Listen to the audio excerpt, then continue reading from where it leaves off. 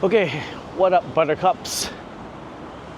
We're walking towards cold soba noodles today on my next food adventure. All right, it's actually pretty nice out today. It rained last night. It's gonna rain the next couple days. And I think that, you know, it being 27 degrees and humid is actually a reprieve. I don't feel so bad anymore. It used to be like 42 degrees with the humidity. But we're gonna take the train and I'll show you some of the cool things on the street here in Tokyo.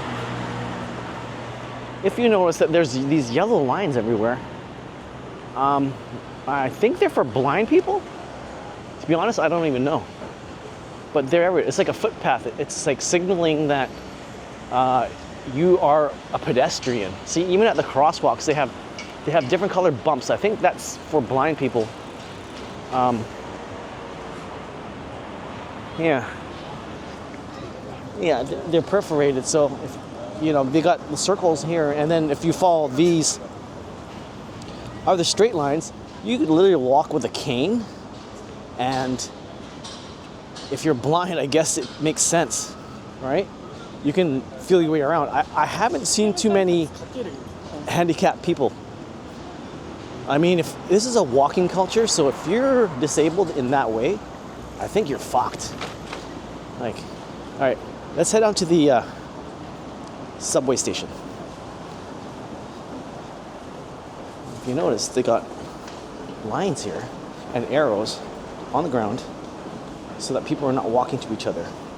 I think Japan is like organized chaos. Like everyone follows these rules and it makes everyone's life a lot easier.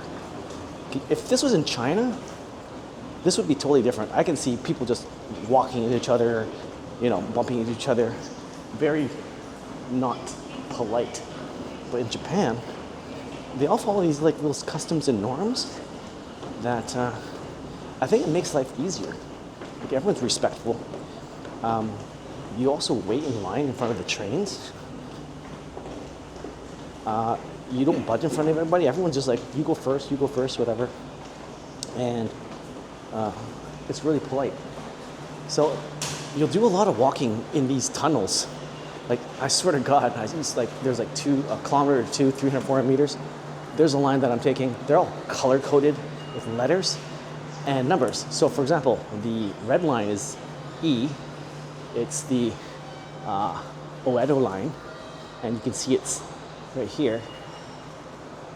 The Oedo line is 75 meters this way. So you continue to walk underneath and it's parallel to the street surface, right? And there's a whole culture down here. Like you could live down here. There's stations and whatnot, food kiosks and, you know, even day lockers.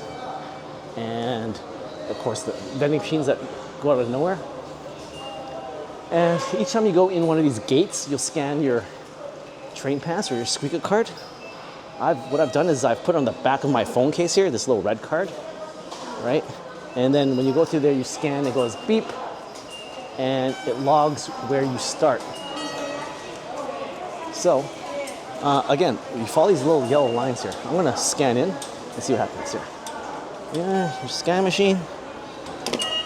And the gate opens. You walk through, it shows you your balance there. I have $23 or 2,300 yen. And let's go downstairs. I'm gonna follow these stupid little arrows, okay? I'm gonna be a good Japanese. Oh, arigato. So I only know a couple of words in Japanese. And that's all you need. It's like arigato, thank you, and hi, yes, and sumamisen, which means excuse me, which is what you use for everything. Okay. All right. So here's how you figure stuff out. The train lines all have numbers. So here it goes from E02 to E01. That means it's getting smaller. All right. I'm using Google Maps, and I have to go somewhere else. And according to my Google Maps, it says that I have to go from here, E2, down to E01. So I'm going this direction. So there's two sides to this. I highly recommend you guys get Google Maps and get your SIM card when you first get here. All right. That is a must. And then a train pass. Those are the two things before you leave the airport that you must do. Another cool thing is these trains are like 8 or 9 long. And you notice that these gates here, and they have numbers. There's like train car number 1, exit number 3, and so forth. And if you look on Google Maps sometimes, they show you which train to get on, which car to get on, so that you save your time when you're walking to the exits. It's pretty cool. They thought of everything. So it doesn't matter where I'm going one stop, so I can get on it. Anything. Okay, listen to this. Do you hear that bird chirping shit? Okay, so they pumped in every station. They pumped this birds. All right, it's fake birds chirping.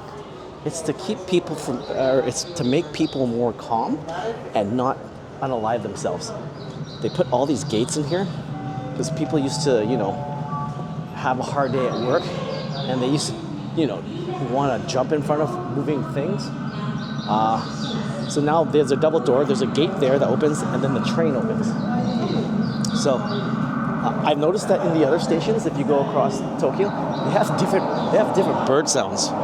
Yeah. So this one is like an automated bird here, and then if you go to the other one, there's a different kind of bird. It's kind of cool. It's kind of calming, I think. And then when you go to the busy stations, the ones that are not subways, like the ones above ground, those are Japan Rail ones, okay? And there's so many people there because if you look at this little map here, you will see that this line crisscrosses over and there's like transfer stations, so it does a loop. And here's all the colored lines they have. Look at this, M, O, J, Y, F, like look at that. Those are different lines that crisscross. It's kind of like a rat's network, and that's how you figure out where you're going.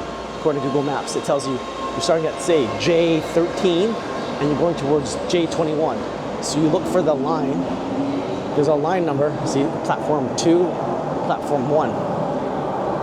And then if you want to transfer over to the Fukushima line, it's 245 meters away.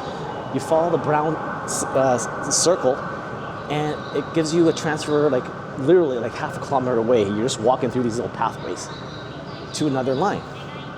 So that's one of these cool things that they have here. Again, I think I figured it out. The dotted lines mean stop. Yeah, see there's a stop there, and a stop there.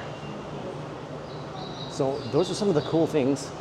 And I'm going to give you some more FAQs about Tokyo, especially the subway system and how people operate. When the train comes, you'll see here, again, they have the car number and then they have the door number. So there's 3 exits per car. So this one would be 1-1, the very first one. There's no more cars in front there. And you would line up actually on the left and the right side, and you would wait until everybody leaves off the train before you would enter. It's just common courtesy. Like, you don't rush in and push people. I mean, like I said, if this was China, my God, like, they have a different way of thinking over there. All the trains, the trains come every 3 to 4 minutes. I shit you not. Like, even if you miss a train, just wait 3 minutes. That's how efficient these guys are. So here's my train coming down right now, and we'll see how people get on. Okay, it's all air conditioned on the inside, and there's indicator maps. This gentleman's sitting on this side. I'm gonna stand on this side, and we're gonna wait and see if anyone comes out. Nope. All right, now we enter. All right.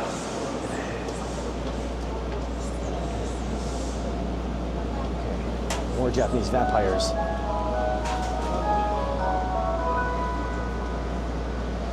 Okay, there's not much talking in Japan, so I'm going to keep, I'll turn this off, and I'll get back to you when I'm walking to the soba shop. Peace out.